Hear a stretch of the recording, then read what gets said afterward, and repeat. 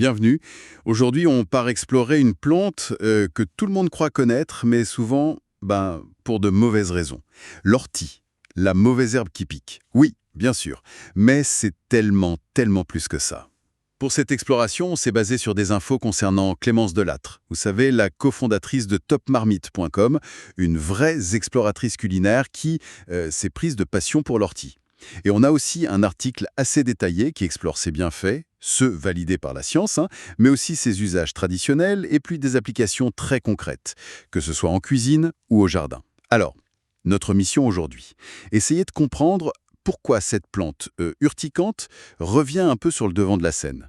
Pourquoi on la voit maintenant comme un trésor nutritionnel, médicinal même. On va regarder comment on peut l'intégrer dans notre vie de tous les jours, en se fiant à ce que disent ces documents. Allez, c'est parti, on plonge dans cette découverte qui, je pense, va être assez fascinante. Alors, pour commencer, ce regard de Clémence Delattre. Elle a 38 ans, parisienne, cofondatrice de topmarmite.com. C'est une figure, on peut dire, de la cuisine d'aujourd'hui. Une cuisine saine, rapide, savoureuse, très inspirée par ses voyages. Son idée, c'est vraiment de montrer que bien manger au quotidien, c'est possible, même quand on a une vie bien remplie. Et son rapport à l'ortie, il est intéressant. Les notes qu'on a les expliquent bien ce passage. D'abord, c'était « Ah non, encore ces orties qui envahissent tout ». Et puis petit à petit, c'est devenu une source d'inspiration culinaire. Elle raconte même avoir appris à l'apprivoiser au fil d'expériences qu'elle qualifie elle-même, je cite, de parfois piquantes. On imagine bien les premières fois, ça rend le truc très concret, très humain. Oui, c'est une très bonne illustration en fait, parce que la perception classique de l'ortie, Urtica dioica, de son petit nom latin, c'est vraiment ça, la mauvaise herbe, celle qui pique, dont il faut se méfier. Mais cette image, elle est très loin de sa valeur réelle. Historiquement, elle a nourri, elle a soigné pendant des siècles. Et aujourd'hui, la science vient confirmer tout ça. Donc le parcours de Clémence Delattre, tel qu'il est raconté là, il s'inscrit vraiment dans une tendance plus générale. On redécouvre les plantes sauvages, on apprend à regarder au-delà de la piqûre, pour voir leur potentiel incroyable. Intriguant, oui. Et justement, ce potentiel, les sources disent une véritable mine de nutriments. Franchement, quand on pense ortie, on pense pas forcément vitamines et minéraux. Qu'est-ce qu'il y a dedans concrètement? Et pourtant, c'est là que ça devient assez bluffant. Les documents sont très clairs là-dessus. L'ortie, c'est une bombe nutritionnelle. Elle est pleine de minéraux essentiels. On parle de beaucoup de fer, de calcium, de magnésium, de silice aussi, de potassium. Et pour les vitamines, ce n'est pas mal non plus. Vitamine A, C, K et plusieurs vitamines du groupe B. Pour que ça parle plus, il y a une comparaison dans les sources qui est assez saisissante. Prenez 100 g d'ortie fraîche et 100 g d'épinards frais. L'épinard qu'on voit souvent comme une référence, non? Oui, Popeye, tout ça. Voilà. Eh bien, dans l'ortie, vous avez environ 80 mg de calcium. Dans l'épinard, c'est 99 mg. Ah oui, quand même. Pour le fer, 7,8 mg dans l'ortie contre 2,7 mg dans l'épinard. Énorme différence. Et alors, la vitamine C, là, c'est carrément spectaculaire. 333 mg pour 100 g d'ortie. Pardon? 333 mg? Oui, 333 mg contre 28 mg seulement pour l'épinard. C'est basé sur des données sérieuses, type FAO, l'Organisation de l'ONU pour l'alimentation, et des analyses botaniques. Attendez, 333 mg de vitamine C. C'est plus qu'une orange, ça. C'est dingue. Et beaucoup plus de fer, de calcium que l'épinard. C'est fou de se dire qu'une plante aussi banale surpasse des légumes stars. Du coup, je comprends mieux pourquoi les sources font le lien avec les usages traditionnels comme plantes reminéralisantes. Ça prend tout son sens là. Exactement, ces savoirs anciens, souvent issus de l'observation, de l'expérience, ils trouvent aujourd'hui une vraie confirmation scientifique. Il y a une revue de la littérature pharmacologique sur l'ortie citée dans nos documents, qu'on peut trouver sur PubMed par exemple, qui atteste que cette richesse vraiment exceptionnelle en minéraux et en antioxydants, elle est directement liée à ses effets anti-fatigue, reminéralisants. C'est ça qui explique pourquoi on l'utilisait traditionnellement pour se requinquer au printemps et pourquoi elle intéresse autant aujourd'hui pour l'énergie et le bien-être général. D'accord. Donc on dépasse la simple nutrition, là. On arrive sur des propriétés quasi médicinales. C'est là que ça devient encore plus passionnant, peut-être. L'article qu'on a lu liste plusieurs vertus appuyées par des recherches. Tout à fait. On quitte le cadre purement alimentaire pour entrer dans le domaine pharmacologique. Et là, les preuves scientifiques s'accumulent. Plusieurs études sérieuses qui sont mentionnées dans nos sources mettent en avant des propriétés anti-inflammatoires et aussi analgésiques, donc contre la douleur. Par exemple, des travaux, notamment de l'Université de Rouen, suggèrent un intérêt pour soulager les douleurs articulaires type arthrose. On parle aussi d'effets antioxydants puissants, ces fameux composés qui protègent nos cellules, et pourraient aider pour la santé cardiovasculaire. Et ce n'est pas tout, certaines recherches évoquent des actions immunomodulatrices pour aider à réguler le système immunitaire et même antimicrobiennes. C'est intéressant, ces propriétés générales. Mais est-ce que les sources donnent des exemples plus concrets? Des applications cliniques où l'ortie a vraiment montré des résultats? Parce que c'est souvent là qu'on voit si ça marche vraiment, quoi. Oui, et ça c'est un point fort des documents qu'on a consultés. Ils citent des cas précis où l'ortie, souvent sous forme d'extrait standardisé, a été évalué cliniquement. Par exemple, l'extrait de racine d'ortie. Il est mentionné dans des publications scientifiques sérieuses, type Sciences Direct, pour son efficacité à soulager les symptômes de l'hyperplasie bénigne de la prostate, l'HBP.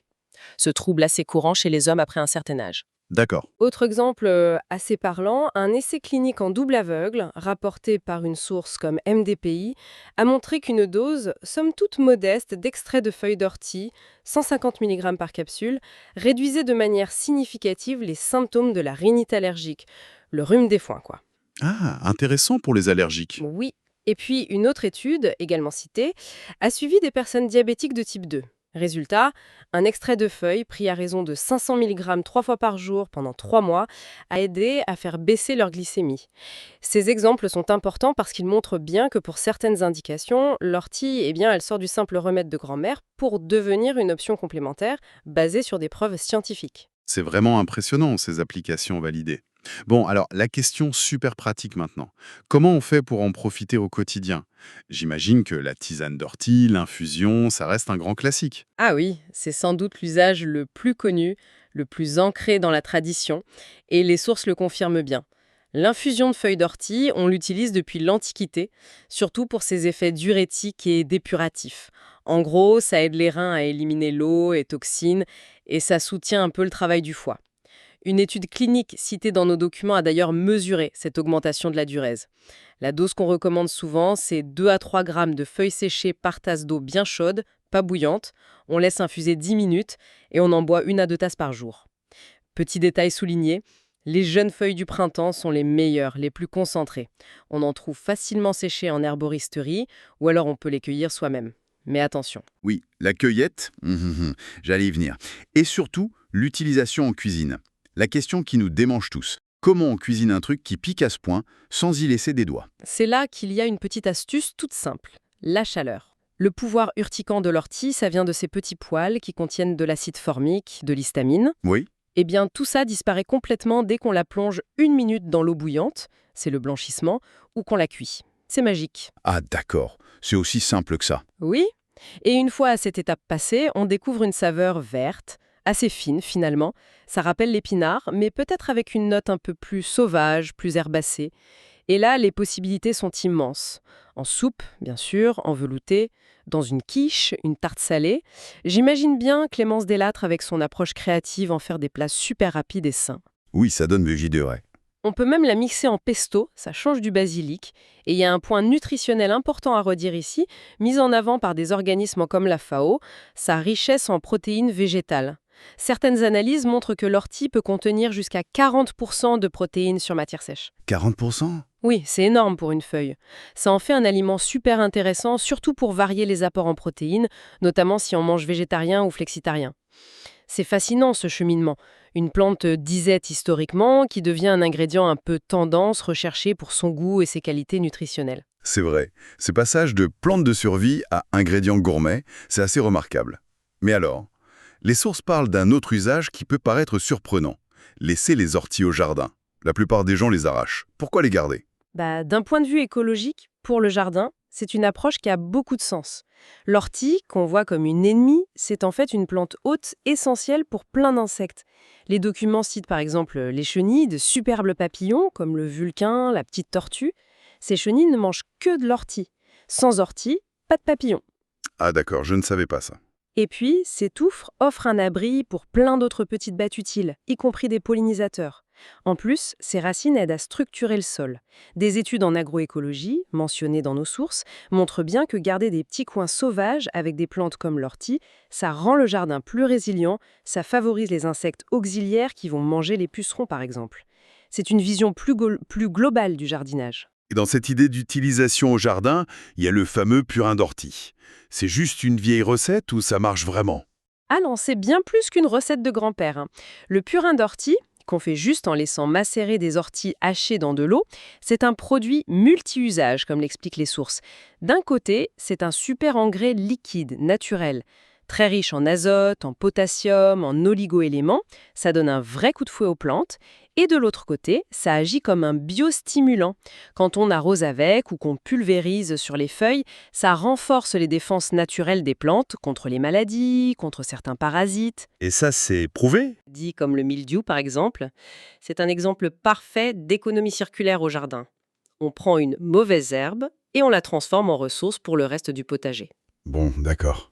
Le tableau est quand même très positif, super nutritive, des vertus médicinales qui se confirment, utile en cuisine, bonne pour le jardin. Mais soyons honnêtes, il doit bien y avoir des précautions à prendre, non? Des inconvénients, des choses auxquelles faire attention. Ah oui, absolument. Et c'est très important d'en parler. L'enthousiasme ne doit pas faire oublier la prudence. Les sources insistent beaucoup là-dessus, il faut une utilisation responsable. Ça commence par respecter les dosages. Pour les tisanes, on disait 2-3 grammes par tasse, 1 ou 2 fois par jour. En cuisine, on prend les jeunes pousses, une bonne poignée suffit souvent.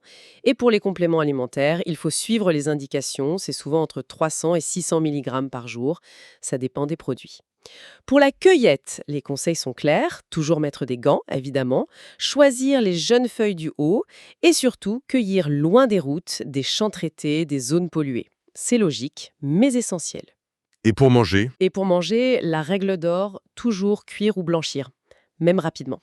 Ça neutralise l'effet urticant. Faut pas l'oublier ça, hein. Ensuite, point très important abordé dans nos lectures, les contre-indications. Par précaution, on déconseille l'ortie pendant la grossesse et l'allaitement. On n'a pas assez de données sur la sécurité dans ces cas-là. Il faut aussi être prudent si on a des problèmes cardiaques ou rénaux sévères.